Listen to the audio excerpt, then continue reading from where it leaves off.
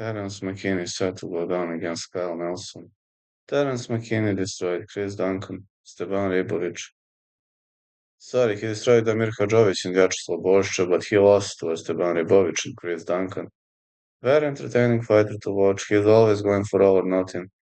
Got choked out by Nazim Sadikov, stopped by Ismail Bonfim, but he defeated Mike Breed and Brandon Marotti. On the other side, Kyle Nelson is a technical fighter, but he can't fight technically here. Kyle Nelson lost to Steve Garcia, but defeated Matt Frevola, defeated Bilal Gale, defeated Fernando Padilla, Blake Balder, had a draw against Doho Choi, lost to Jai Herbert, Billy Carantino. Very, very tough and dangerous fighter. But I have a feeling that Kyle Nelson might shock the world here.